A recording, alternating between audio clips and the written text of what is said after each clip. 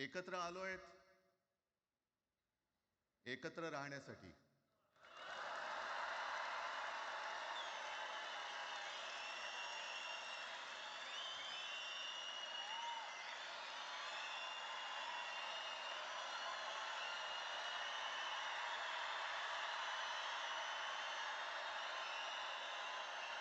आणि मला कल्पना आहे,